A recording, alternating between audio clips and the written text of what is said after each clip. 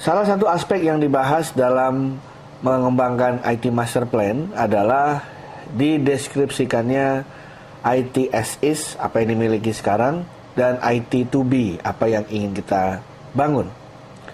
Ada pepatah mengatakan, something that cannot be described cannot be developed. Artinya apa? Kalau kita tidak bisa mendeskripsikan apa yang ingin kita capai, jelas sulit kita untuk mengembangkannya. Oleh karena itu, maka ada satu hal yang harus kita ketahui, yaitu bagaimana kita bisa mendeskripsikan apa yang kita inginkan, termasuk IT. Istilahnya adalah seperti dalam ilmu bangunan, kita membutuhkan suatu gambar terkait dengan arsitektur teknologi informasi. Nah, biasanya ada 4 arsitektur yang dikembangkan dalam sebuah organisasi terkait dengan IT, yaitu business architecture, atau arsitektur bisnis. Yang kedua adalah information architecture, atau arsitektur informasi. Yang ketiga adalah application architecture, atau arsitektur aplikasi. Dan yang keempat adalah infrastructure architecture, atau arsitektur dari infrastruktur. Dari keempat ini, yang paling penting yang harus dibahas setelah business process architecture tentunya adalah information architecture. Kenapa? Karena information merupakan inti dari aset yang paling bernilai dalam bisnis saat ini. Karena di dalam informasi tersebut mengandung berbagai data yang ketika diolah bisa menjadi pengetahuan yang kita butuhkan. Misalnya, informasi mengenai pelanggan, informasi mengenai pesaing, informasi mengenai keadaan logistik perusahaan, informasi mengenai keuangan, informasi mengenai SDM, mengenai pasar, dan lain sebagainya. Oleh karena itulah, maka hal yang penting untuk dilakukan perusahaan atau organisasi dalam tahap perencanaan atau tahap pengorganisasian adalah menyusun atau mengembangkan yang dinamakan arsitektur informasi. Menurut standar best practice, paling tidak ada 4 hal yang harus dibuat atau disusun dalam arsitektur informasi. Yang pertama adalah yang disebut sebagai Enterprise Information Architecture Model. Ini adalah suatu kerangka ya, atau suatu model yang di dalamnya terjadi komponen-komponen terkait dengan bagaimana informasi yang berguna bagi organisasi tersebut dikembangkan, saling berinteraksi, dan dimodelkan.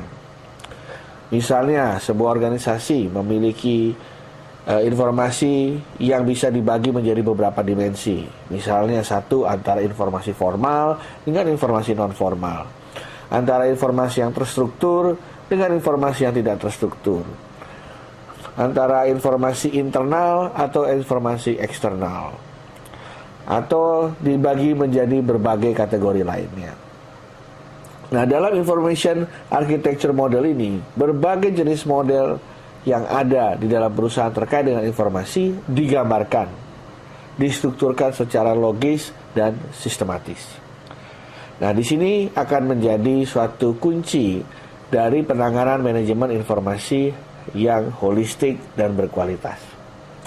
Setelah ini jadi, yang kedua yang penting adalah yang namanya Enterprise Data Dictionary dan Data Syntax Rules. Terhadap masing-masing jenis informasi yang ada dalam model tadi, itu harus dijelaskan tipenya apa, formatnya seperti apa, sumbernya dari mana, bagaimana cara mengolahnya, siapa yang memiliki, bagaimana metodologi pengambilannya, dan lain sebagainya. Nah, data dictionary dan data syntax rule ini secara lengkap menceritakan mengenai anatomi dari data maupun informasi yang ada dalam teritori perusahaan atau organisasi tersebut. Nah, ini akan menjadi suatu panduan yang harus diikuti. Agar apa? Agar nanti informasi berkait dapat dengan mudah diproses.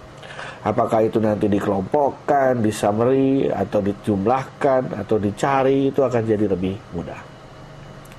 Dan yang ketiga, ada yang namanya data classification scheme. Begitu banyak informasi yang ada dalam sebuah organisasi, tentu saja berbeda-beda kepentingannya. Ada informasi yang sifatnya rahasia, hanya boleh diketahui beberapa orang. Ada yang sifatnya untuk publik. Ada informasi yang sifatnya sangat penting, kritikal, sehingga keakurasiannya, validitasnya harus benar-benar dijaga. Namun ada informasi yang kurang begitu penting, atau informasi pendukung. Yang setengah-setengah benar juga nggak apa-apa. Yang penting bisa dilihat suasana atau situasi suatu environment yang direpresentasikan oleh informasi itu. Namun ada juga orang yang membagi informasi dilihat dari sumbernya misalnya. Ini adalah sumber informasi dari suatu pihak yang sangat berharga sehingga kita harus membayarnya. Atau kita memiliki perjanjian khusus, terutama yang terkait dengan digital right management. Tapi ada satu informasi yang sifatnya publik, bisa diambil dari internet, disebar ke umum secara bebas. Intinya adalah bahwa dengan adanya klasifikasi yang jelas, maka manajemennya menjadi jelas pula. Mana informasi yang benar-benar harus dijaga setiap hari, 24 jam, 7 hari seminggu, dan harus dijaga security-nya supaya tidak dibobol orang, atau mana informasi yang tidak perlu harus dijaga sedemikian ketat karena sifatnya yang publik dan tidak begitu penting bagi organisasi atau perusahaan. Dengan memilah-milah ini, maka manajemen informasi pun menjadi lebih efektif dan lebih efisien. Dan yang terakhir yang paling penting yaitu yang namanya integrity management. Informasi atau data ini ada di seluruh unit perusahaan atau organisasi. Bahkan bisa kadang-kadang keluar juga karena kita memiliki customer, memiliki pula supplier, memiliki juga mitra kerja dan lain sebagainya. Nah, terhadap semua data dan informasi yang ada ini biasanya ada masalah dengan integrity data atau keakuratan data.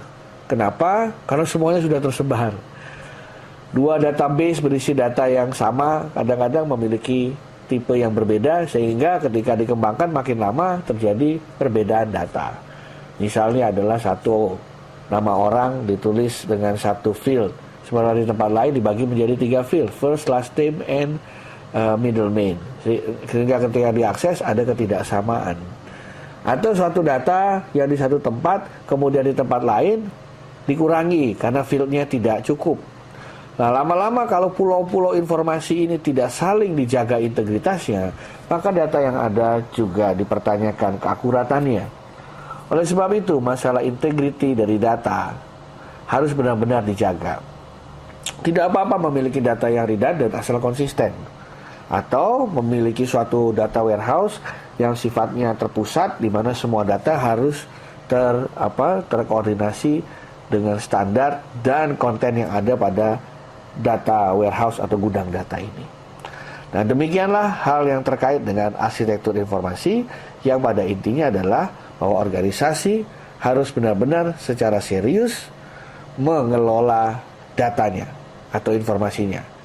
Agar dapat kelola dengan baik, maka dia harus membuat arsitektur informasi tersebut agar cara menanganinya pun atau strategi penanganinya dapat dilakukan dengan sebaik-baiknya. Terima kasih.